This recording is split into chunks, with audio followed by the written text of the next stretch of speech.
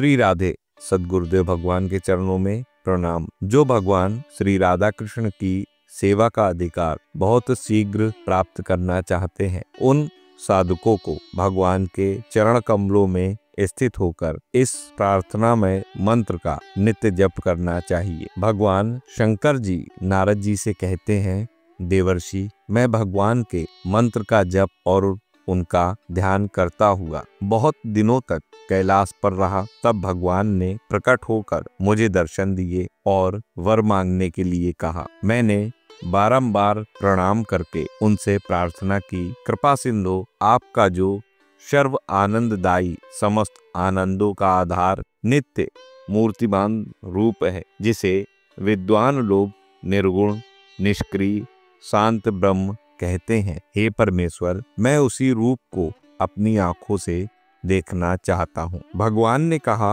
आप श्री यमुना जी के पश्चिम तट पर मेरे वृंदावन में जाइए, वहां आपको मेरे स्वरूप के दर्शन होंगे। इतना कहकर भगवान अंतर्ध्यान हो गए। मैंने उसी क्षण मनोहर यमुना तट पर जाकर देखा, समस्त देवताओं के ईश्वरों के ईश्वर भगवान श्री कृष्ण मनोहर गोप वेश धारण किए हुए हैं। उनकी सुंदर किशोर अवस्था है। श्री राधा जी के कंधे पर अपना अति मनोहर बायां हाथ रखे वे सुंदर त्रिभंगी से खड़े मुस्कुरा रहे हैं। आपके चारों ओर गोपियों का मंडल है। शरीर की कांति सजल जलद के सदृश स्निग्ध श्याम वर्ण है।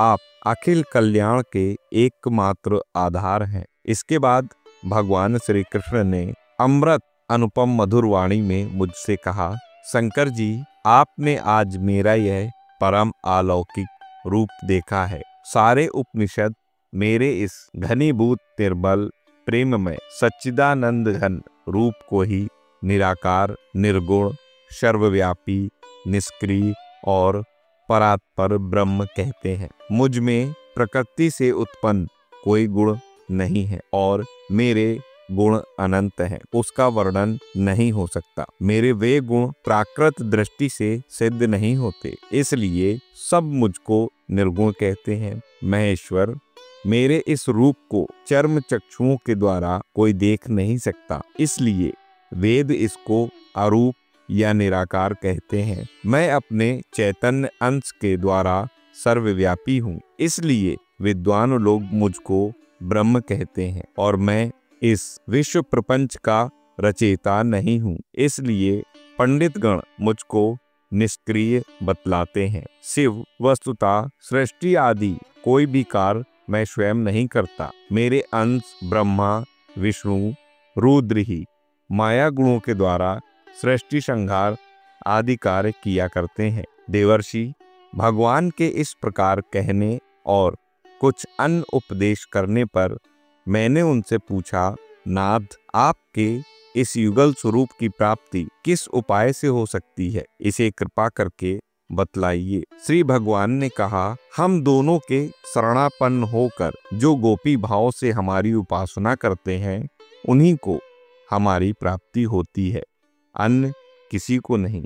एक सत्य बात और है, वह यह है कि पूरे प्रयत्न के साथ इस भाव की प्राप्ति के लिए श्री राधिका जी की उपासना करनी चाहिए। हे रुद्र, यदि आप मुझे वश में करना चाहते हैं तो मेरी प्रिया श्री राधिका जी की शरण ग्रहण कीजिए। तो आप समझ पाए होंगे कि श्री राधा कृष्ण की सेवा का अधिकार बहुत कम, बहुत शीघ्र अगर आपको प्राप्त करना है तो वह आप किस प्रकार से कर सकते हैं, और हमारी किशोरी जू यानी कि श्री राधिका जी की महिमा क्या है, ये भी आप समझ पाए होंगे। अखिल कोटि ब्रह्मांडों के अधिपति भगवान श्री कृष्ण ने स्वयं बता दिया है कि मैं किस प्रकार भक्तों के वश में हो सकता हूँ और उन्हें अपने वश में करने का उपाय क्या है। तो आप भी श्री राधिका जी की शरण को ग्रहण करिए और राधा नाम का जप आज से ही प्रारंभ कर दीजिए। आपको अपने जीवन में प्रतिदिन प्रति क्षण बदलाव महसूस श्री जी की कृपा से होने लगेंगे। मिलता हूँ अगले वीडियो में नई जानकारी के साथ। तब तक राधा वल्लभ, श्री हरिवंश, श्री राधे।